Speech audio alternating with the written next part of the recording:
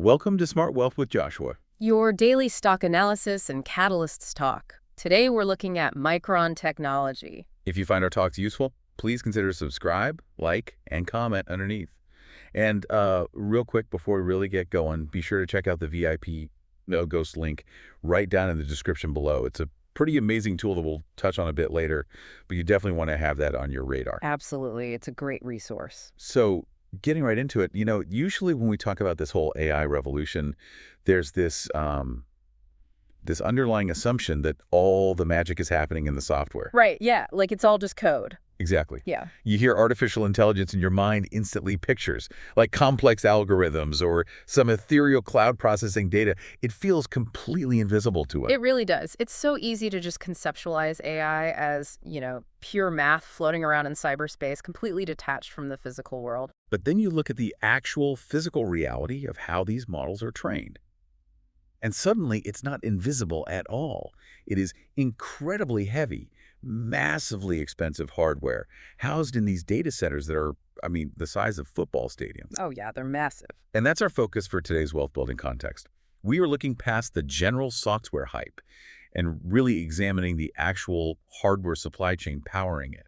Specifically, we've got a comprehensive investment thesis today for Micron Technology, ticker symbol MU. Which is such a fascinating company to unpack right now, because when you talk to most people about AI hardware, everyone knows about the processors, right? Like the GPUs from companies like NVIDIA. Sure, yeah, they get all the headlines. Exactly.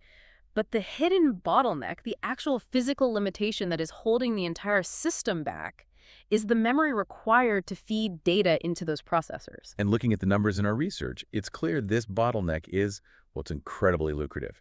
We are looking at a company experiencing 166.98% year-over-year revenue growth. It's just massive growth. But here is the multi-billion-dollar mystery we're trying to solve for you today.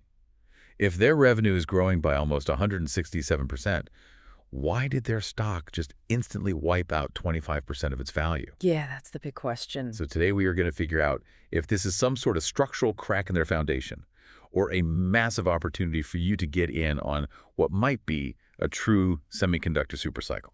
It is, it's the ultimate divergence, really. You have this massive gap between what the business is functionally achieving on the factory floor and what the stock chart looks like on any given Tuesday. So to understand that recent volatility, we first have to ground ourselves in the fundamentals, like the unprecedented financial realities driving Micron right now. And I mean unprecedented. The trailing 12-month revenue, the TTM, is sitting at approximately $90.3 billion. Wow. Growing at that 166.98% clip year over year. You really have to let that number sink in for a moment. I mean, if you are building software or scaling revenue that fast is impressive, sure, but it's doable. Right, because you just copy and paste code. Exactly. But in the physical manufacturing world, growing a revenue base of $90 billion by nearly 167% in just 12 months, that requires a level of industrial execution that is just, it's hard to even fathom. But it's the profit that really stopped me in my tracks when I was going through the data. Gross margins have hit 72.57%. And historically, memory chip manufacturing norms sit somewhere between like 25 and 40%. Yeah, it's usually a pretty tight margin business. And on top of that, their net margins are at 55.91%, and their trailing 12-month earnings per share is $44.17. So I was thinking about it like this. If the AI boom is a gold rush, everyone is staring at the people selling the pickaxes, the GPU makers. Right. But Micron is selling the raw steel required to forge those pickaxes in the first place. That analogy perfectly captures their position in the supply chain, honestly. They are the foundational ingredient. But I do have to push back on these financials a bit because they sound borderline impossible. I mean, a 72% profit margin for a physical hardware manufacturer. We are talking about literal factories in Idaho and New York stamping things out of silicon. Yeah, very real physical overhead. Right. So how is a 72% margin remotely sustainable in the real world when you have to pay for, raw materials, power, and massive labor forces? That skepticism is totally justified. To answer it, we have to look really closely at what they are actually manufacturing, because it isn't just standard memory. This is not some traditional cyclical spike where they're just pumping out the same old memory chips you'd find in a basic laptop, and demand just happens to be temporarily high. Okay, so what is it then? That margin explosion is being driven by a massive industry-wide shift to something called high bandwidth memory, or HBM. And specifically, the notes mention a generation called HBM3E. Yes, exactly. HBM3E is this incredibly advanced memory architecture used in NVIDIA's massive AI platforms, things like the H200 and their upcoming B100 and B200 superchips. And here is the kicker. High bandwidth memory commands 5 to 8 times the price of conventional DRAM. 5 to 8 times the price. Just for computer memory. I know, it sounds completely exorbitant until you understand the physics involved. HBM isn't just a standard flat chip. It's an architectural marvel that relies on something called complex through silicon via packaging, or TSV. TSV, okay. What does that actually look like? Well, think about what it takes to build a skyscraper in the center of a crowded city. Now imagine doing that at a microscopic level. They take multiple incredibly fragile, paper-thin memory chips and they stack them on top of each other. Just piling them up. Right.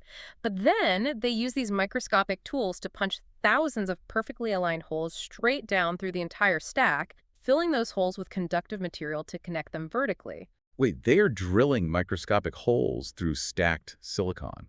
That sounds like a recipe for just shattering the whole thing. Oh, it's phenomenally difficult. If one of those microscopic vertical connections is off by even a fraction of a nanometer, the entire stack is ruined. And beyond just the physical alignment, you have to think about the heat. Oh, right, because AI runs super hot. Exactly. When you stack memory chips that closely together and run massive amounts of electricity through them to process AI data, the thermal dynamics are just a nightmare. Managing the heat so the chips don't literally melt themselves requires incredible engineering. There's basically a miracle it works at all. Pretty much. It is so difficult to do at scale without microscopic errors ruining the yield that almost nobody on Earth can pull it off reliably. Ah, okay. So they can charge a 72% margin because they are one of the only companies that can actually construct the building without it collapsing. That structural difficulty is the absolute key to the whole thesis. Because this TSV packaging is so complex and prone to failure if you don't know exactly what you are doing, the global supply of HBM is structurally constrained. Got it. The data points out that this physical supply constraint is expected to last through at least 2027. So that 72% margin isn't some accounting fluke. It's a structural pricing premium because the market is absolutely starved for a highly specialized component that only a few entities can manufacture. I see the logic there. I really do. But if you're a listener thinking about the wider market, a natural question sort of pops up. If the margins are sitting at 72% and the world is desperate for supply, why don't competitors just flood the market? I mean, if someone is selling a new energy drink for a 72% profit, I'm setting up a beverage company next door tomorrow. In most consumer industries, that is exactly how capitalism responds, right? High margins attract competition, supply floods the market, and then prices crash. But the global DRAM market does not function like a free-for-all. It is a strictly consolidated three-player oligopoly. You have Micron, SK Hynix, and Samsung. That is essentially the entire board, and that specific structure ensures intense pricing discipline. So they basically all agree to play nice. Basically, no rational player in a three-person game is going to intentionally flood the market with cheap supply during an AI-driven demand surge, especially when they are all naturally throttled by that complex TSV packaging process we just discussed. Okay, but even in an oligopoly, Samsung is a global behemoth. I mean, they make everything from smartphones to washing machines. Couldn't they just leverage their massive capital, outspend Micron by billions, build 10 new factories, and just eat Micron's lunch eventually? Samsung absolutely has the capital, yes. And it's actually worth noting that SK Hynix holds the current market leadership position in HBM, not Micron. Oh, interesting. Yeah, but this is where the barrier to entry becomes truly impenetrable.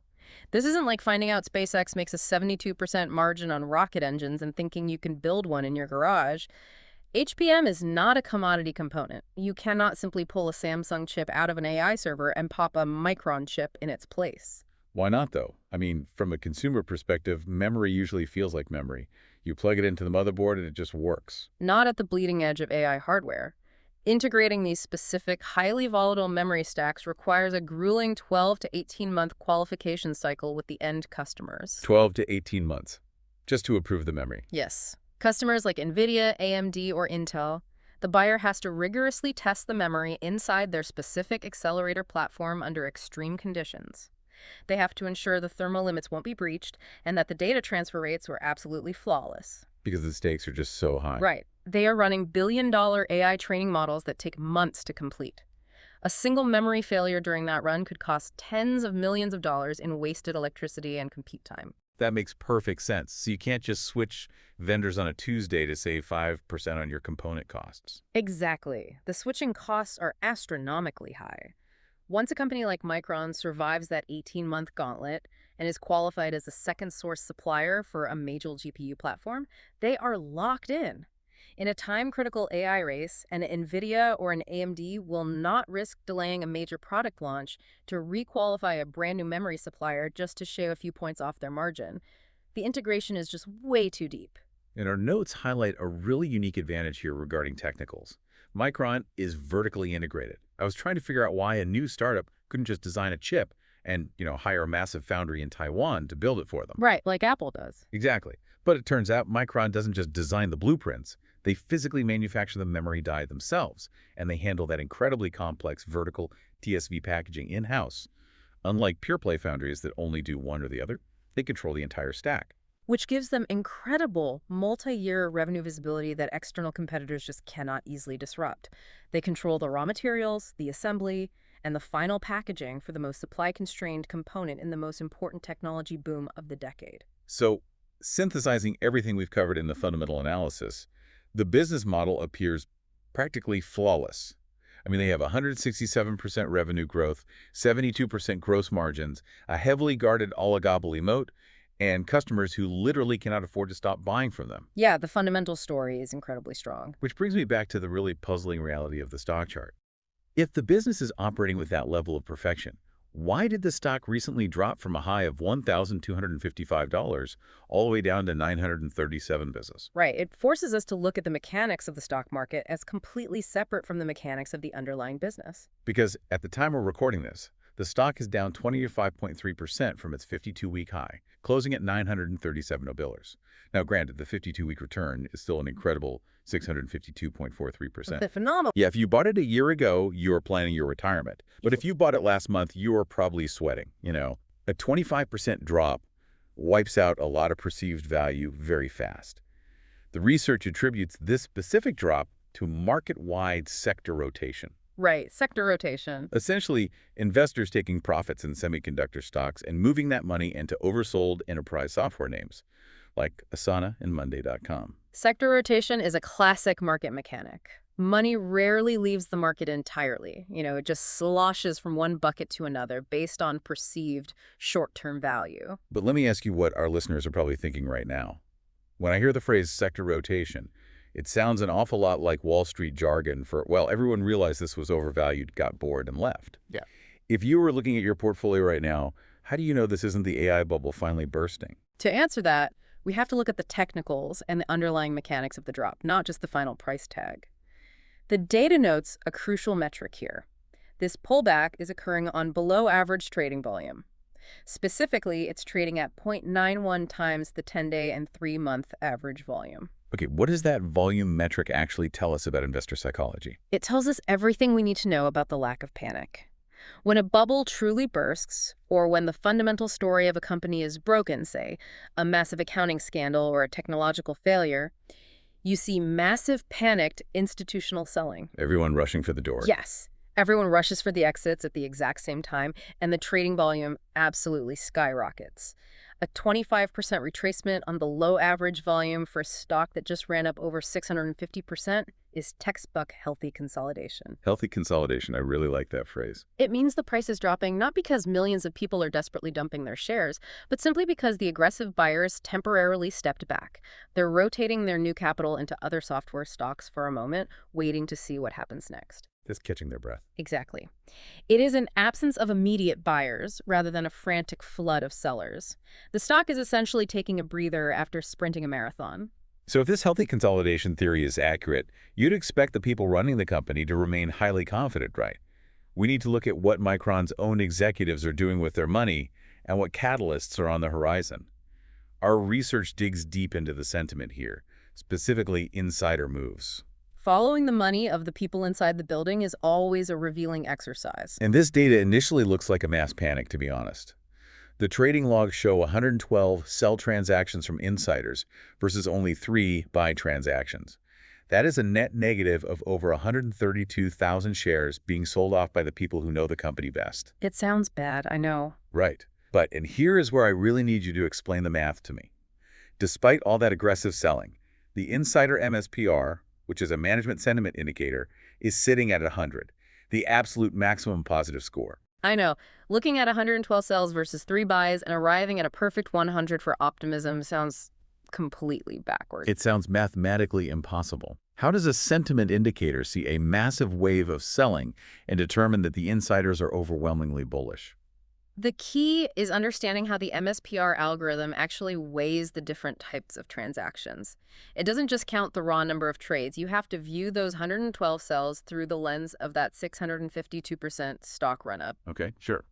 If you are a mid-level director whose compensation is heavily tied to scheduled stock options and your company's stock goes up 6.5 times in a single year, human nature dictates you are going to take some chips off the table. Yeah, you'd be crazy not to. Right. You are going to exercise those options to pay off your mortgage, put your kids through college, or simply diversify your portfolio so your entire net worth isn't tied to one volatile tech stock. So the algorithm looks at those 112 cells and identifies them as routine, scheduled human behavior rather than a fundamental lack of faith in the company. Exactly. Routine profit-taking and scheduled options vesting. And contextually, 132,000 shares is a negligible volume for a company with such a massive market cap. A drop in the bucket. But the reason that MSPR score hits a perfect 100 is because it isolates those 3 rare buy transactions. It recognizes that while mid-level managers are taking scheduled profits, the few executives who are actively buying right now are taking millions of dollars of their own cash and buying shares on the open market. Wow. The algorithm heavily weights open market conviction over routine dilution. It sees C-suite executives placing massive, highly concentrated bets with absolute certainty. They aren't just nibbling at the stock. They are basically backing up the truck because they see what's coming. They clearly have visibility into the upcoming catalysts that the broader market might be underestimating. Let's talk about those catalysts. The data outlines a few major ones coming down the pipeline. First, we have the late September Q4 earnings report. That's critical because it will provide the full fiscal year 2027 guidance, giving Wall Street a peek into next year's actual contracted revenue. Very important. Then there's ASML's July 16 earnings. I was looking at this and wondering, why does a Dutch company's earnings report matter so much to Micron's stock price in the U.S.? ASML is perhaps the most important yet least understood company in the global technology supply chain. They build the massive, complex machines that companies use to manufacture advanced computer chips. They specialize in a technology called extreme ultraviolet lithography, or EUV. I've had that term thrown around. What does EUV actually do, though? Imagine trying to draw a map of the entire world on a grain of sand. Okay. That is essentially what chip makers are doing when they carve billions of microscopic transistors into silicon wafers. ASML's EUV machines use high-powered lasers to hit falling microscopic drops of molten tin, creating extreme ultraviolet light. They use incredibly flawless mirrors to focus that light and print circuit patterns at the atomic level. And ASML is literally the only company in the world capable of building these machines. So they are the ultimate bottleneck for the entire semiconductor industry. They are the ultimate bellwether. If ASML reports huge accelerating demand for their EUV equipment, it confirms that the global semiconductor supercycle is still aggressively expanding. It tells the market that chip makers are preparing for massive future demand, which creates a massive macro tailwind for Micron's end product. That makes perfect sense. And the last catalyst mentioned in our notes is the new Federal Reserve policy under Chairman Warsh, specifically regarding how it affects discount rates. Basically, if interest rates go down, high-growth tech stocks like Micron look much more attractive to institutional money. It changes the fundamental math on how Wall Street values future cash flows. Lower interest rates make future profits far more valuable in today's dollars, which naturally justifies a higher multiple for a growth stock. Okay, so we have conviction buying from insiders, a deeply entrenched moat, and some major industry barometers flashing green. But we really have to look at the risks here. We need to look at what could ruin this entire thesis. Let's dig into the bear case. It's an essential part of the process. You never want to fall in love with an investment thesis without knowing exactly the mechanisms that could break it. First up on the risk board is geopolitics. Yeah. Specifically, potential expanded U.S. export controls aimed at China. We've seen this escalating over the last few years, and even the ASML news comes with murmurs of curbing China's ability to manufacture or import advanced tech. Geopolitics is the eternal wild card in any semiconductor discussion. The supply chain relies on materials from Africa and South America, manufacturing in Taiwan and South Korea, equipment from Europe, and intellectual property from the US. Any tariff or export ban can ripple through the system instantly. But our research notes something highly ironic here. Micron's geopolitical exposure is actually reduced right now, precisely because they already took a massive hit. Back in 2023, there was a Chinese cybersecurity ban specifically targeting Micron products. Yeah, they were essentially locked out of massive lucrative infrastructure sales within the Chinese market. It was a severe blow at the time. But because of that painful lockout, they were forced to pivot hard and fast. They redirected all their capacity toward U.S. hyperscalers, the massive cloud providers like Amazon AWS, Microsoft Azure, and Google Cloud, who are all building out domestic AI data centers. Right. So ironically, getting banned in China a few years ago forced them into a customer base that totally insulated them from this current round of U.S.-China trade tension. It's a fascinating twist of fate, really. Their demand profile today is far more robust and far less dependent on volatile trade relations than it was just 3 years ago. But the second risk we tracked is the one that really gives me pause: memory cycle reversion. The data is very clear that historically DRAM margins never stay at 72% terminally. No, they don't. They peak during a shortage, and then they inevitably compress, dropping back down to a trough within 12 to 18 months as new supply finally catches up with demand. So what happens if the music stops? If AI data center demand normalizes and those gorgeous 72% margins crash back to their historical 25%, doesn't this entire bullish thesis fall apart overnight? This raises a fundamental question about how we value the company today versus its future reality. And the key to understanding why the thesis holds up lies in the price to earnings, or PE ratio. Right now, despite the massive run-up, Micron's PE ratio is sitting at 20.84. Now, for a tech company growing revenue at 167%, a 20 PE sounds almost suspiciously low. Usually, companies growing that fast are trading at 50 or 60 times earnings. And there is a very deliberate reason for that. The broader market isn't foolish. Institutional investors know full well that 72% profit margins in hardware manufacturing are transient. Right. That 20.84 PE ratio means the market has already aggressively priced in a significant amount of future margin compression. The stock is essentially trading today as if those margins have already fallen from 72% down to roughly 50%. So the market isn't blindly assuming the good times will roll forever. The inevitable drop is already baked into the current price tag. Yes, exactly. Even if margins do compress down to 50% as supply chains loosen up, the current valuation of the stock is fundamentally justified. And addressing your concern about the music stopping, we have to look at the actual demand projections for AI accelerators. Yeah. Industry consensus expects demand for these massive AI computing platforms to grow by 3 to 5 times their current volume by 2028. Wow, 3 to 5 times. The demand side of the equation is expanding so rapidly that the ecosystem can comfortably absorb the new HBM supply coming online over the next few years without triggering a catastrophic race-to-the-bottom price collapse. The music might slow down from a sprint to a jog, but no one is turning off the stereo anytime soon. So bringing all of this together for our final verdict, synthesizing the staggering revenue growth, the structural complexities of TSV packaging, the insider conviction, and the priced-in risks, our analysis gives Micron an 8.5 out of 10 bullish score. That is an incredibly confident rating, especially for a stock that is currently sitting in a 25% drawdown. It really is. And just to be clear, we are not here to tell you to buy, sell, or hold. We're just looking at the setup. The thesis positions this as a play for a multi-quarter hold, advising investors to ride the consolidation into that fiscal year 2027 guidance reveal. Yeah, that makes a lot of sense. They've identified an optimal entry zone between $900 and $950. And with the stock currently at $937, it is right in the heart of that pocket. And looking at the upside, their long-term price targets stretch all the way up to $1,500 and beyond, assuming those FY27 numbers confirm that the structural HBM demand is sustaining those elevated margins. It ultimately comes down to whether you believe the physical limitations of manufacturing high-bandwidth memory are real and whether the global build-out of AI infrastructure has years left to run. If you believe both of those things, the pullback is simply an entry point. Which brings us to the end of today's talk. We've moved past the ethereal magic of AI software and look directly at the physical bottleneck holding it all back. We finally examined the raw steel of the AI gold rush. Thank you for joining us as we unpack this data. If you enjoyed the show, please remember to subscribe, like, and comment below. And definitely don't forget to check out the VIP Algos link in the description. It's a fantastic tool to help you track setups exactly like this one. Absolutely check it out. As you go about your day, we want to leave you with one final thought to mull over.